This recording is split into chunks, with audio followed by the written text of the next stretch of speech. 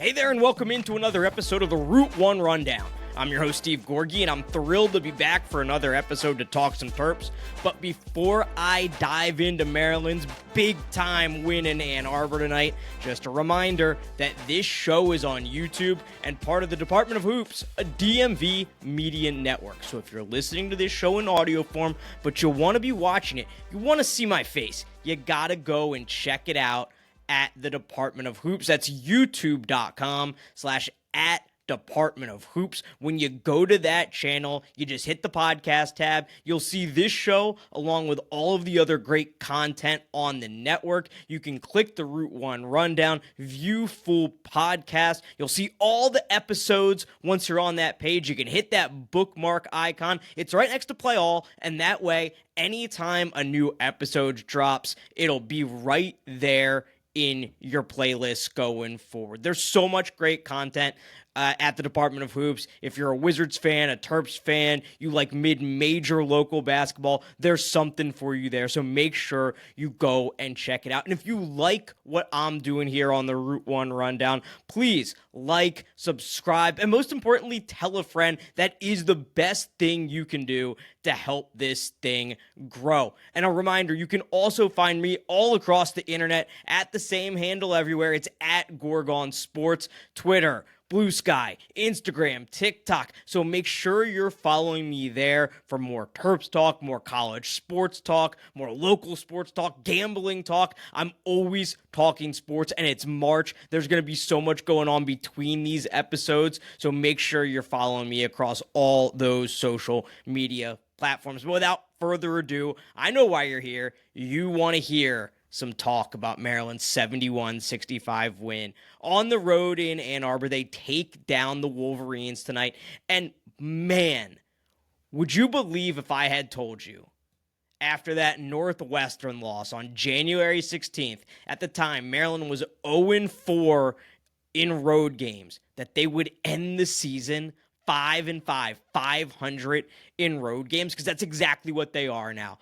That road win tonight puts them at 5-5 on the road in conference play. They didn't play any non-conference road games, so 5-5 overall. And that means that Maryland has won 5 of its last 6 road games. And what was such a talking point at one point during this season is, why can't Maryland win on the road? It's been over multiple years now where Maryland struggled to win conference road games. That's gone poof, bye-bye. Nobody's talking about that anymore because Maryland has now beat Illinois, Indiana, Nebraska, Penn State, and Michigan on the road. And there's a good chance that we're looking at 4 tournament teams, at least 3 tournament teams out of that group of 5. And after that Northwestern loss, I still was very confident in what this team could be, but it felt like the road was just going to be a struggle all year long, and the tables have absolutely turned in that regard. Maryland guts out another road win, this time 71-65 over the team that currently sits as the number 2 team in the Big Ten. And that was one of the reasons this game was so big, because with that win, Maryland now pulls within a game of Michigan for second place in the conference. And there's a very likely scenario out there where if Maryland takes care of business against Northwestern at home on Saturday, they can end up with the number 2 seed and in a tie for second place in the Big Ten, which is a great accomplishment. With a win on Saturday against Northwestern, they would move to 14-6. They'd finish 14-6 on the season, and that would tie their best ever Big Ten record in a 20-game Big Ten schedule. That, of course, would be the last time they did that was 2020 when they won a share of the Big Ten title. So this was a huge game for Maryland from a Big Ten tournament seeding perspective,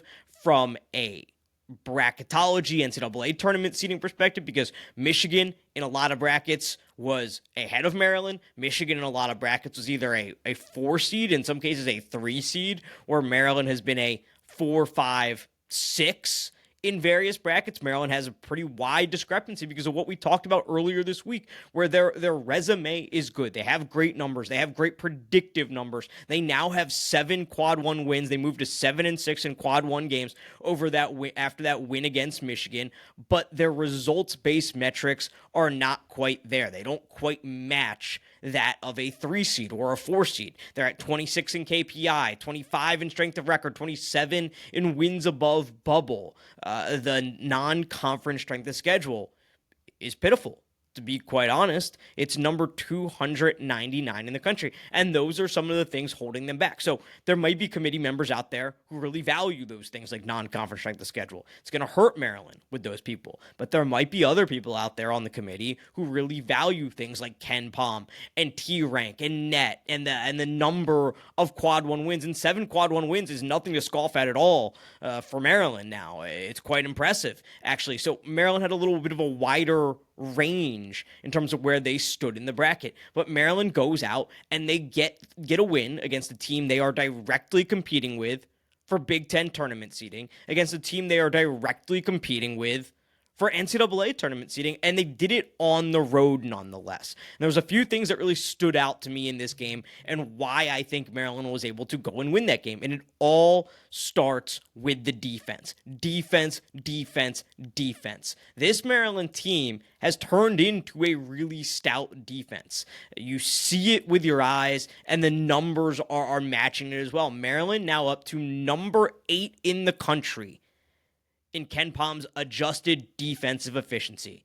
They have now gone 5 games in a row where they've held their opponent under 1 point per possession. That's Iowa, USC, Michigan State, Penn State, and Michigan. This Maryland defense has really grown and developed and improved throughout the year. And against Penn State, we talked about how Julian Reese and Derek Queen were so big, coming up with those 10 combined steals in that game.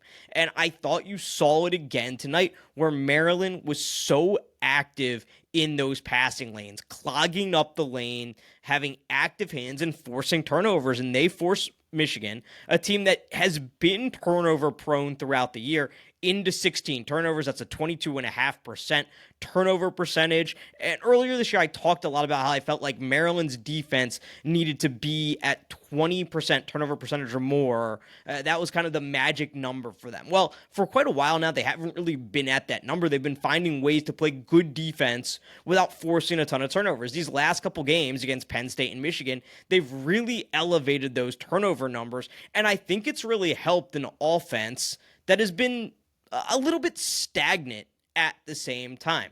The easiest way to create offense is with live ball turnovers. And you saw it tonight against Michigan. You saw it a few days ago against Penn State. And now it's time to really consider whether you do trust the Maryland offense or defense more. Because for a while over the course of this season, I really trusted this Maryland offense more. I thought this was an offensively driven team, a little bit counter to what we've seen out of Kevin Willard over the course of his coaching career and his time here at College Park, where he is such a defense-first, defensively oriented head coach. And I think, to be quite honest, I feel like if you talk to every coach in the country, the first thing you will hear out of the mouth of 98% of them is defense. Like, it's not a unique thing. But when you look at Kevin Willard and how his teams have typically played and what their numbers look like, it has been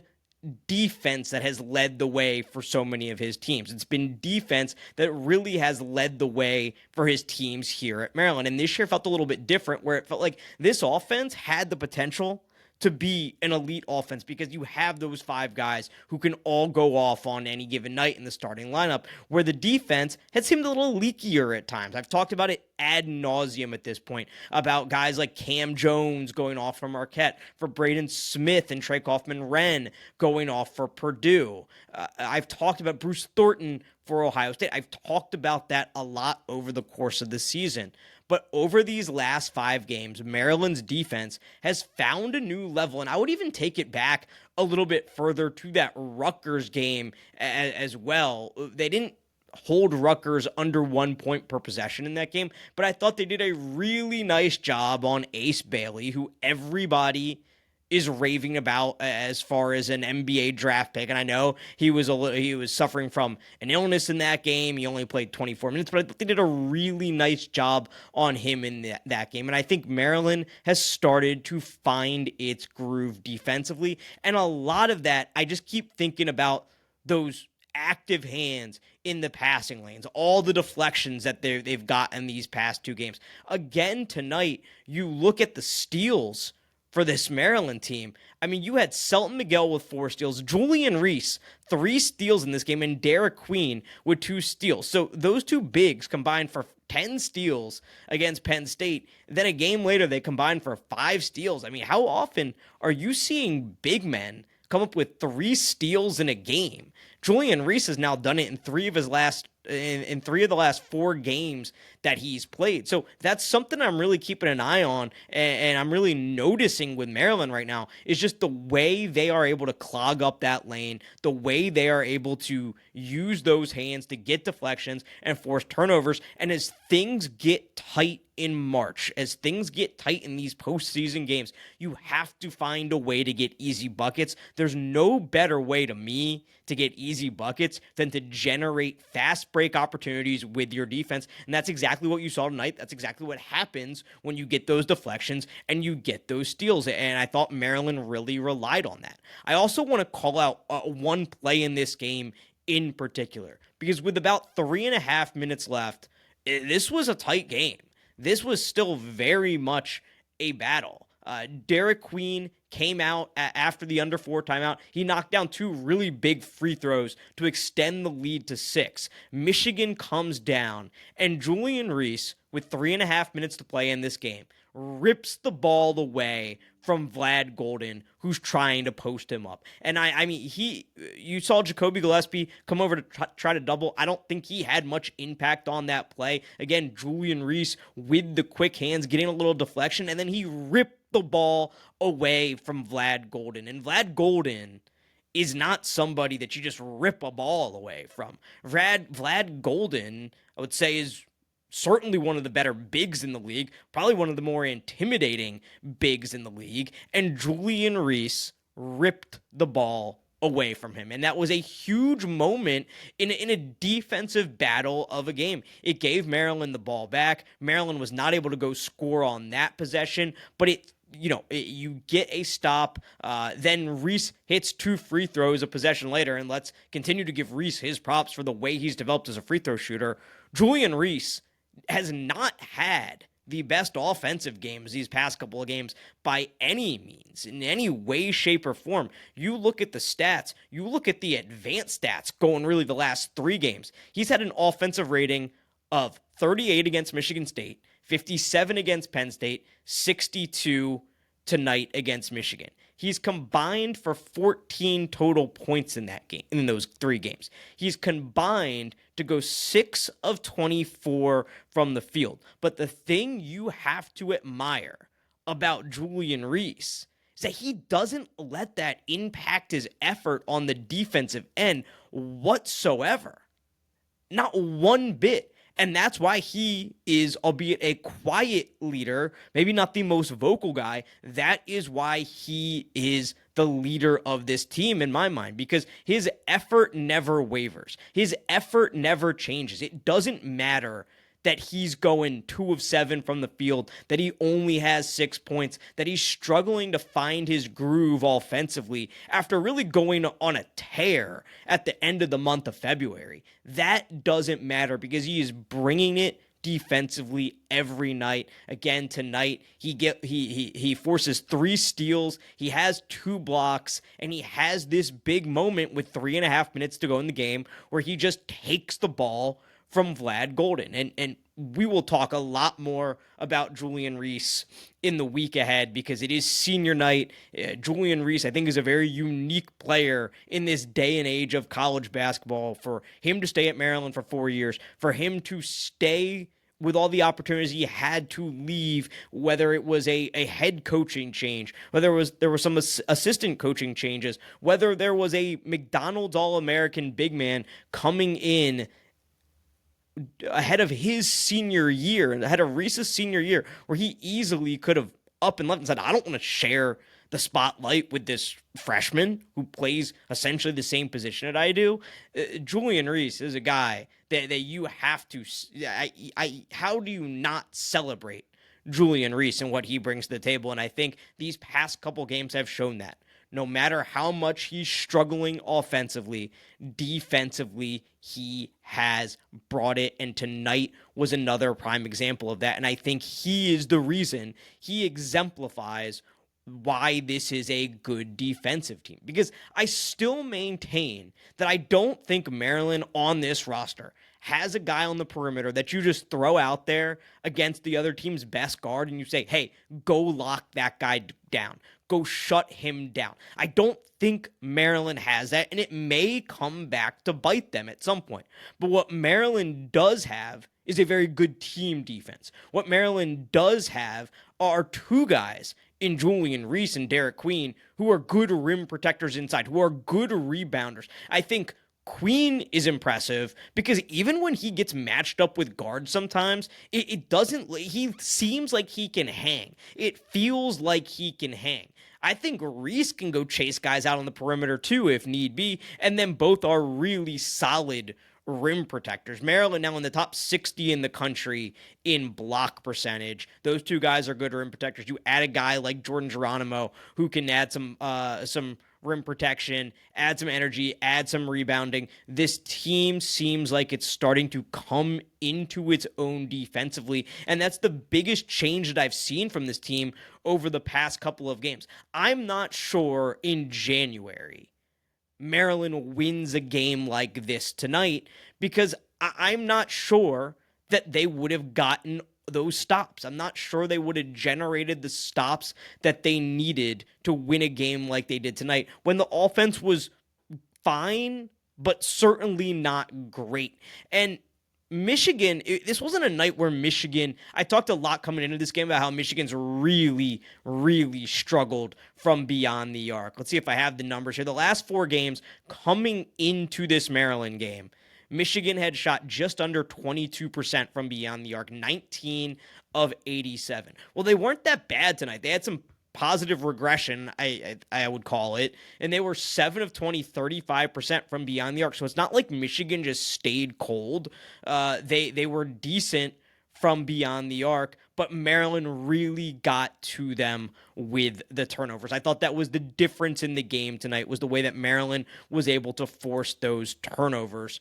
And I will say, over the course of this stretch, these have not been the greatest offensive teams. Michigan, now number 48 in KenPom offensively. They are more of a defensively oriented team. Michigan State is a team that is doing a lot of winning, and they're doing it with defense. They have the number 30 offense nationally in KenPom, number 5 defense. It's not like we're talking about Maryland shutting down Alabama here, who is running gun and one of the best offenses in the country. That's not necessarily what we're talking about, but I'm impressed with what we're seeing from this Maryland team on the defensive end, especially on the road. And then the other thing that I was really impressed with for this Maryland team, especially in the first half. And it's another effort thing. These are two effort things, defense and offensive rebounding, because in the first half of this game, I thought Maryland was really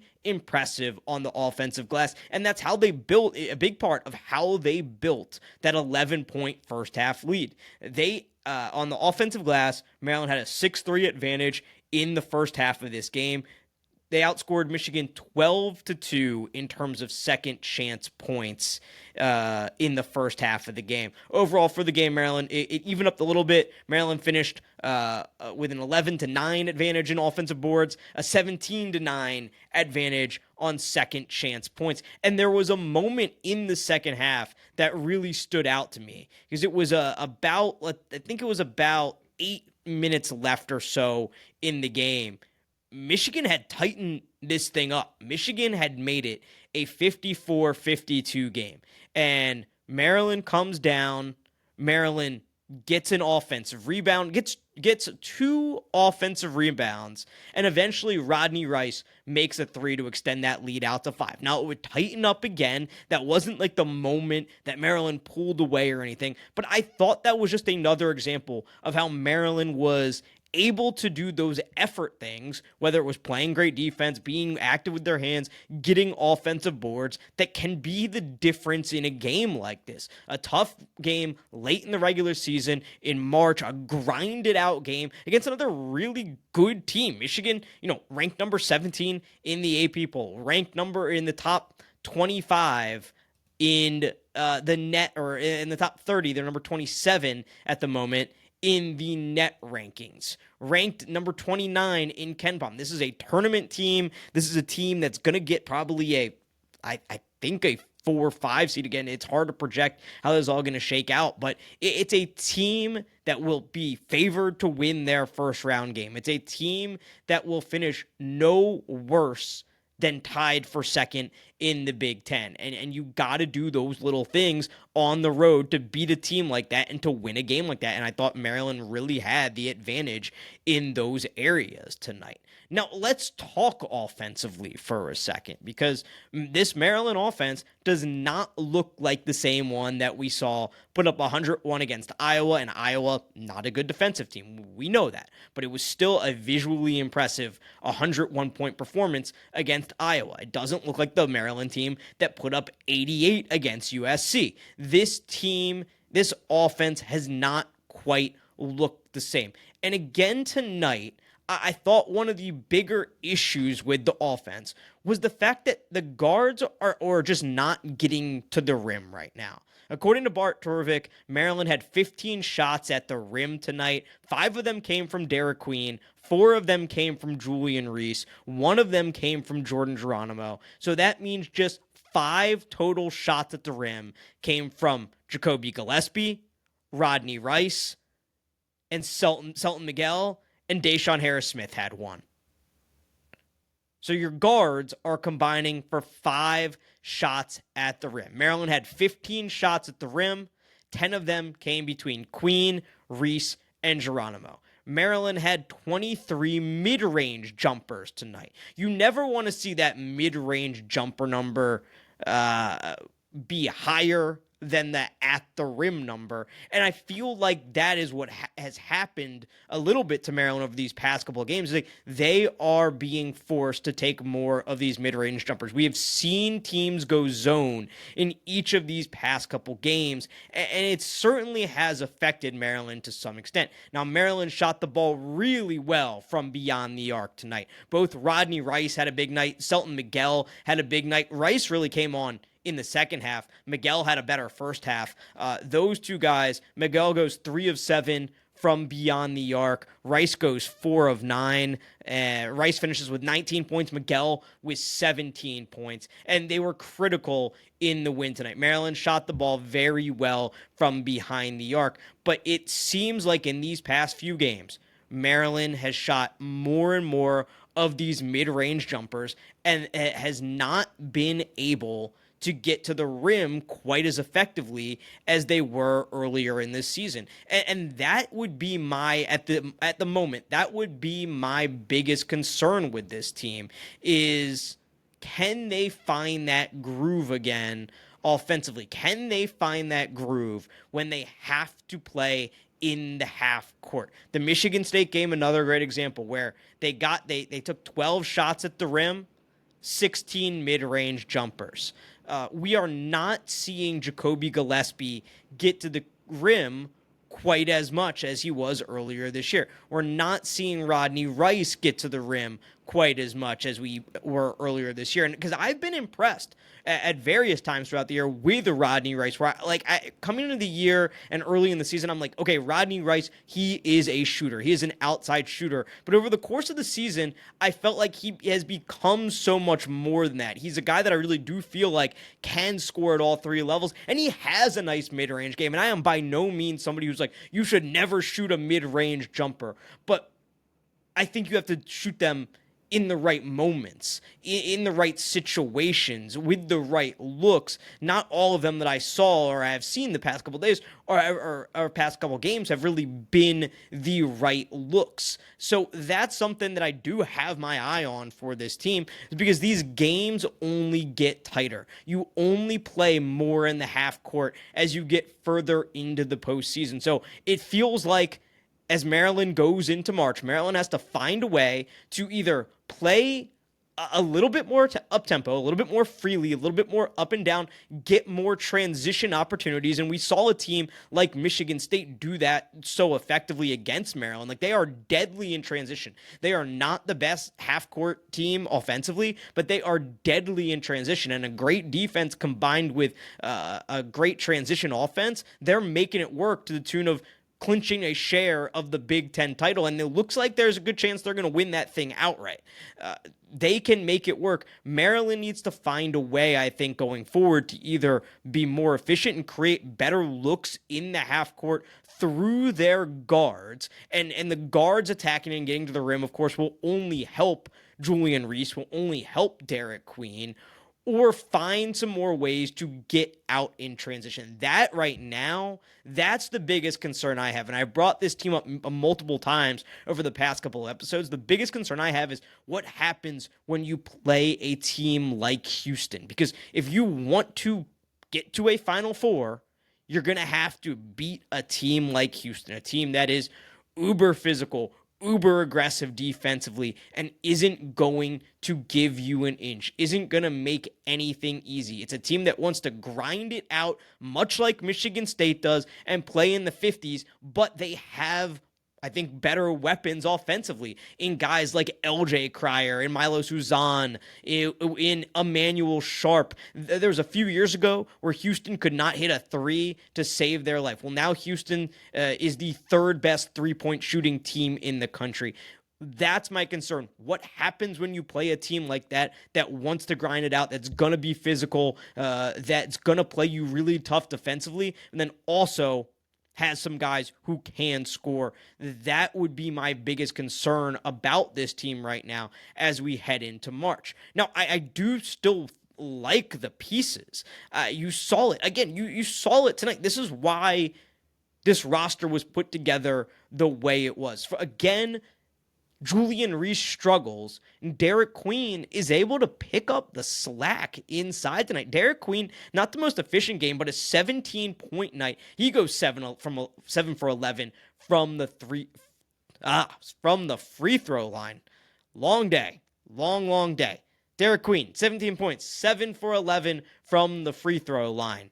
Then you add to that, Sultan Miguel has this great first half. Rodney Rice has this great second half. And those guys are able to pick up the slack for Jacoby Gillespie and Julian Reese, who combined for 0 points in the first half. They ultimately end up with 14 total points, 8 for Gillespie, 6 for Reese. But you have this roster where you have guys who can pick up the slack when somebody is having an off night. I still continue to think that's what makes this team, one of the reasons this team is so intriguing when you look at March and what they can do. It's a team that has so many options that you can't shut down everybody. They now look like they have a borderline elite defense, although I'm still a little skeptical about having a shutdown guy on the perimeter, but it's just a versatile team. It's a team we've now seen win games in a variety of ways. We've seen them grind out games. We've seen them win up and down high scoring affairs. They can win in a variety of ways. They can win with the guards. They can win with the bigs. They can do it in a bunch of different ways, and that's what you have to be able to do in March.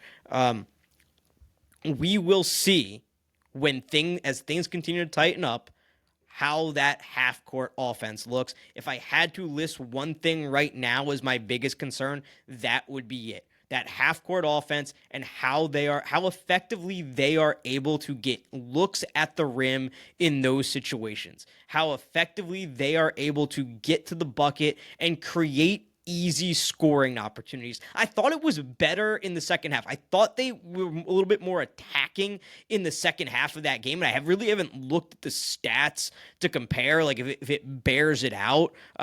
In that game, Maryland shot 39%, just over 39% in the second half. They shot 37% in the first half. They took 12 threes in the first half. They took 13 threes in the second half. I just felt like it was more attacking. I think the one stat that does bear that out is Maryland shot 2 free throws in the first half of that game.